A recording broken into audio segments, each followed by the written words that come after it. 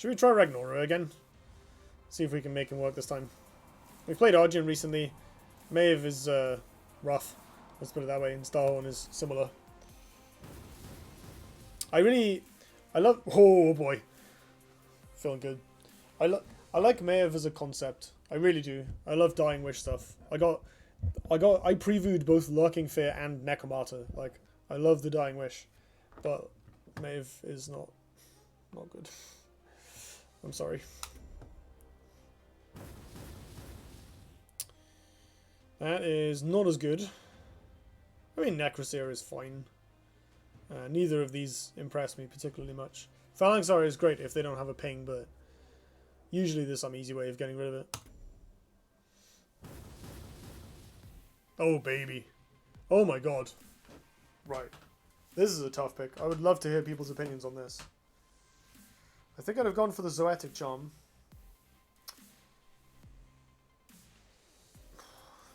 You know, that is a fair point because Zoetic Charm is a very good card. Lava Slasher, however, is one of the best Gauntlet cards in the game. And Charm is... Charm... There's going to be situations where Charm doesn't do much. There's so rarely a situation where Lava Slasher doesn't put you immensely ahead. It's such a really, really good card.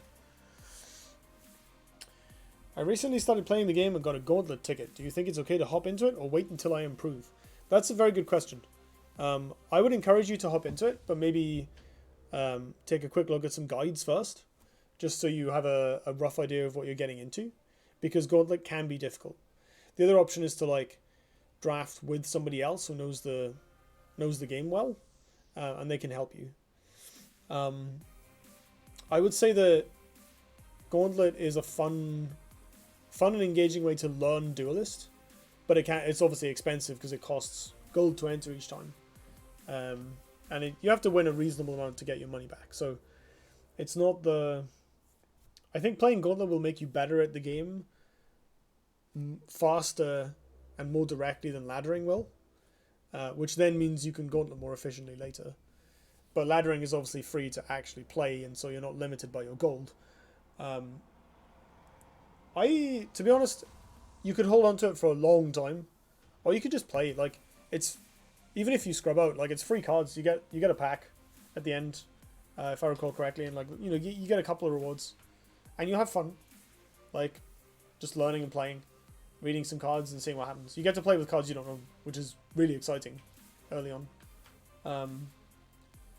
And then the cards that you open in your prize pack, or that you play with and experience during the run, will help you on your laddering. So, yeah, I think it's reasonable to just go ahead and use it.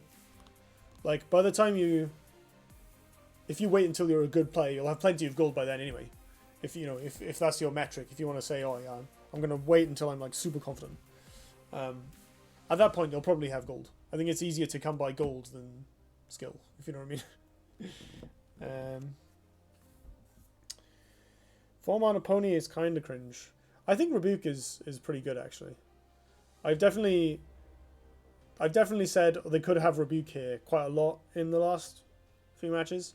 I think it has similar problems to Plasma Storm, but it kills bigger things, which I think is hugely important, because Plasma Storm bails you out if you lose the early game, but Homeostatic Rebuke can bail you out if you lose the late game, which is more significant, I think.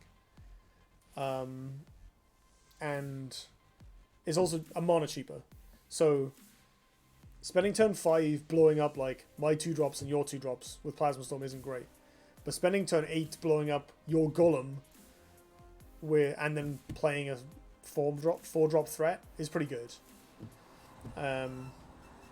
Huntress is a growth threat, it's pretty fine. She gets quite big quite fast, but is vulnerable to Dispel.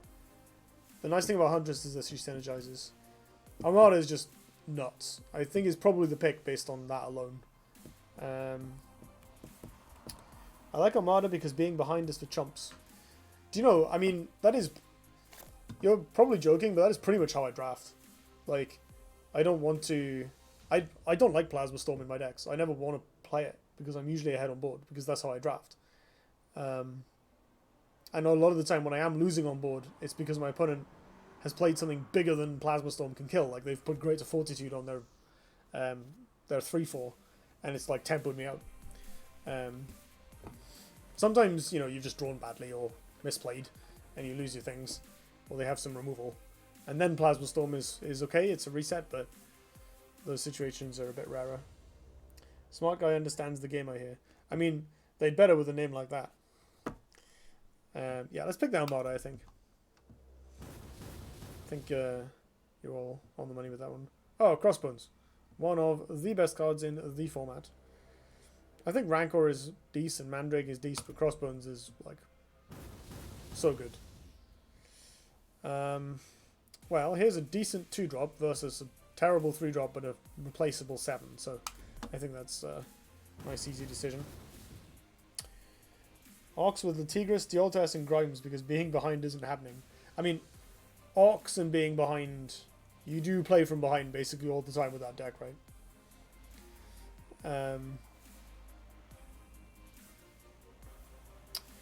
So, Blood Torah I think we can mostly ignore. Bounded Life Force is a pretty good card for murdering people, but Mechanical Warbeast is, well, it's Mechanical Warbeast. This is great, we're just getting all these epics that are absurd. This deck is looking, so far, this deck is looking phenomenal based on our sample size. Do I want a Komodo Charger? No. Do I want a Necroseer? Well, I've got one already, and they're not great to start with. So I'll take my good old buddy Bright Moss Golem. Ooh, okay. Healing Mystic versus Wings. We're not at the point where we're scraping for 2s yet, so I'm not too worried about my curve, but Healing Mystic is obviously one of the better ones to start with. But I think Wings of Paradise is a really, really good card. Flying in general is powerful because it's another way to deal with ranged units and other backline threats. And Wings of Paradise hits like a truck. So it's also good at just killing their 4-drop. So we'll pick a Wings. Blood Torah Spirit of the Wild combo is the best thing I've ever done in Duelyst. I built that as well, and it was really, really fun. I enjoyed it heavily. Is Crossbones good for a Magma deck? Because when I play it, I have trouble with range. So you said you were new, right? So you're probably... I do remember that quite often, people who are starting out just go, I'm going to jam all my ranged units in a deck and get free wins. And Crossbones is very good against those people. In general, you don't really need it. You can play around ranged units with 2 things. One is other removal that works against other things. So Plasma Storm, Natural Selection, Lava Lance if you have that. These cards are all very good at killing ranged units. Because ranged units are small and they die pretty easily to these things. If you're worried about Killing Edge, you can remove Killing Edge creatures with Sunset Paragon or Homeostatic Rebuke if you have those cards. Or just good old Dispel. Like, dispelling a Killing Edge ranged unit makes it into like a 2/3 with no text. That's obviously rubbish. So you can play Ephemeral Shroud, which is a basic card, or Lightbender, which is a rare and not too hard to come by, to deal with those things. You can also, if you're playing Ragnora, you can do things like make a Ripper and use Wild Inceptor to activate your Ripper and move it across and attack their ranged unit, which, again, most ranged units are kind of small, so a 3/1 Ripper can kill one. The other way to deal with them is just to play aggressively. If you get in your opponent's face, they have fewer options for putting their ranged units behind them. And then you can do things like play Primus Shieldmaster next to their ranged unit. If I like just run at them and provoke their ranged unit with a unit that's much bigger than it, and they're going to have to struggle to react to that. They're going to have to deal with you. So, although Crossbones is more like the extreme end. Like if you're playing, and like 50% of your opponents are playing, you know, River range spam. Yeah, play some Crossbones, get some free wins, wreck them, do it. But if it's like 1 in 5, 1 in 10 people, the Crossbones is going to be a liability in other matchups, and you have to make that judgment call about whether it's worth it. It's a very interesting question. Back to the draft. I think I'm just going to pick another 5-drop because the power level is absurd.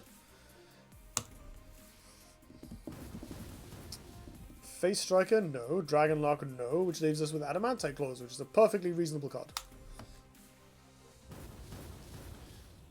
Ghostlink, Dampening Wave, Charger.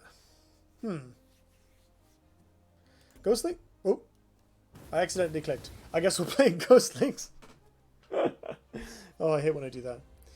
Okay, we don't need this expensive replacement level 6-drop to complement our 2 incredible 6-drops. Effulgent Infusion isn't for non-Vath generals, whereas Prongbok is a perfectly good card. Happy to play Prongbok. I'm getting all kinds of knowledge from this stream. Thank you. Oh, brilliant! That makes me really happy. That's kind of my goal when I stream. That's what I want. So I'm very glad to hear that. Sandburrower is generally regarded as trash. Sapphire Seer is very nice. We can maybe try and pick up a couple of buffs for it. Diamond Golem is a card I like a lot actually, but we're not in need of top end. So I think at this point only premium top end gets in. We have so many good 5s and 6s. We just need to focus on the lower end of the curve and filling the holes. Speaking of premium top end, I think I am quite happy to pick up a second Armada. This is ridiculous. When would Sandburrower be good? Oh my god. This is insane. Sandburrower would be good.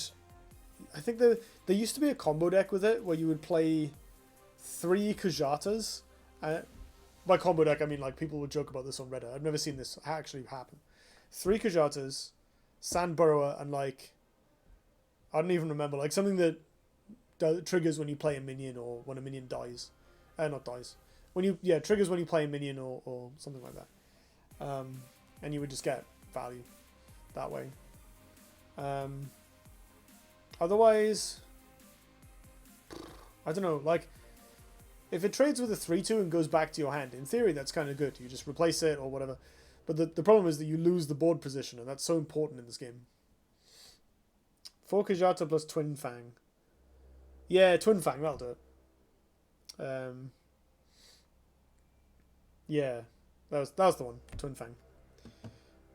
Back to this pick. Well, Silithar Elder is pretty obviously the pick. I do enjoy a good Nemivore, but it's not as good as this. And Alter Rex is garbage. Hey, Non-Verba. Yeah, thank you for joining. How's it going? Oh, this is a flash deck, isn't it? This is actually a flash deck. Firestarter is like not that good in our deck, and neither is Deep Impact. We have 0 pings so far. We do kind of need removal, but like, you know what else is removal? Flash Armada, Flash Warbeast. Yeah, yeah, yeah, yes. This is so good. This is sick. Right now we just need a Fortitude, and we've got the combo as well. Yeah. We just need to flesh out this stuff so we don't die, so we can cast these, and then we're just... game's over. Seismoid is not really the 2-drop I'm looking for. Gargantuan Growth is not anything I'm looking for. So I think I'll just take the mediocre AoE spell. Jesus, you're popping off this draft. I really am. This is nuts. I'm a bit worried about the curve, though. We've only got a few picks left. I guess I'll pick the 4. I mean, Thunderhorn is pretty good. Maybe we can get a Thumping Wave for the Wombo combo. Come on, 2 drops. Oh, 2-drop the heals. Even better. Oh, here it comes! Oh my god, what do we pick? Oh no. Ah, I think it's the Fortitude, right? The combo is too good with Wild Inceptor. It also really goes well with Sapphire Seer, Prongbok, Wings of Paradise, Thunderhorn, Warbeast, I guess, if we're even further into Magical Christmas Land than we already are. I could take Primordial Gazer as a compromise because I can just play it on 2 and buff something, but a 2-2 isn't worth it. No, we'll Fortitude it up. Oh, now I can pick a Huntress. But this might actually be the deck for Aethermaster. Because, like, the cards I can draw into are ridiculous. And we do need 2s. And Huntress is good, but not like that good, because you have to play it far away, and it takes her a while to do anything. Rat Select, sadly you have no removal. I do not have a ton of removal, that is true. Well, I mean, I have a Lava Slasher, Armada, Warbeast, Inceptor. So I have expensive removal, and I have Crossbones for like the most important things you need to kill, so it's not actually as bad as it looks. I just don't have any removal spells. Phalanx continues to suck, and we've already got a claws, so I will happily pick up a young Flamewing here. That's a solid 4. Oh my god! Pog champ. Oh my god. Right, now we just need any old cheap shite. Perfect. Sorry, I shouldn't swear on stream. Yes. This card is good and it's cheap. Ooh, no, this is bad for us. Hulk with another 3x. How are we doing on curve? We have 5 2-drops? It's not bad. Hulk is not usually a good card though. It's good on turn 1, but it's terrible afterwards. So I think the 3x is better. You have Ghostlinks, okay, and yeah, Ghostlinks is weird. I have had this card come in super clutch once or twice. Hulk, you're right. Why Hulk, Livalon? That wasn't. Sorry, that came out more critical than. Why do you think? Why would you recommend Hulk over 3x? I'm curious. Because like, I've never been particularly impressed with Hulk, but the ceiling is obviously sky high. It does fit the curve a little better, but not really because it's a build minion. I have picked a Skarsgård before to sacrifice to the meme gods. I've done my penance. I don't want to do it again. It was completely useless. I never played it, obviously. I don't think I ever even... I just replaced it every time, I think. I think it's hard enough to remove, and we did more stuff to play on turn 1. Yeah, that's good logic. And we managed to avoid picking natural selection skills, which does make the build units work better. There's nothing like playing this and then top decking natural selection and feeling like a dumbass. How is our curve? So yeah, we have 5 2s. We have 1, 2, 3, 4, 5 3s. I don't know. An early game card that is only a late game threat isn't something we need because we have so much late game. I think the 3x is the pick. I like Cold Beast for AoE, but it kills our own eggs, which makes it pretty bad. Magmar Battle Pando. I would if I was playing Varth. I think Quill Beast is like... Because it damages itself as well. It tends to... It dies when you don't want it to, but then it like kills your own stuff forever when you do want it to. So I think I'll pick the Thrax. I really like Thrax. Oh baby. Oh baby. So we can get a good 2-drop. We don't have a ton of spells. In fact, we have 2 spells that are discounts. So actually this isn't very good. This is AoE, which we don't currently have. And this is Provoke, which we don't currently have. And maybe plays better with our game plan. I guess we do kind of desperately need ping. Right? Because like we don't have a lot of ways of dealing with eggs and Heartseekers. We have the Crossbones. We have a Veil Hunter. We have a Flame Wing and a Thunderhorn, kinda. Those are okay. But I think having some actual AoE might be better than having... Well, I guess Mechanical Beast is actual AoE. But it's expensive. I guess Lava Slasher kills eggs as well. I'm trying to justify picking this Giago because Giago is so good. And we don't have any healing? We have a Rescue X. That's our only healing. I think I actually want this more. I don't know. Nothing makes me rage like Pando, Deathstrike, Seal, and Gotatsu. I haven't seen that combo in ages. Are people still doing that? I always thought it was sweet, but I know a lot of people like really dislike it, which again I don't want to take away from you. Sorry, just like, oh man, that's rad. The other thing this does is it makes our curve look a little better because we have a bit of a dip at 4.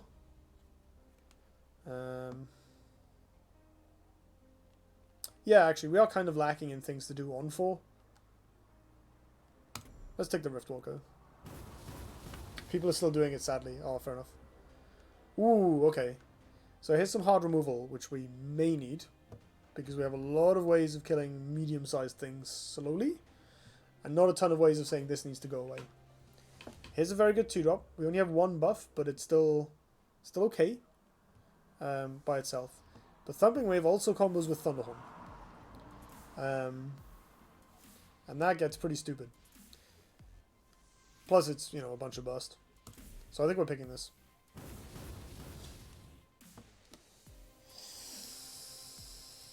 YOLO. I only have to draw 1 2-drop and the deck is fine. I'm just going for it. I'm just gonna have as much fun as possible.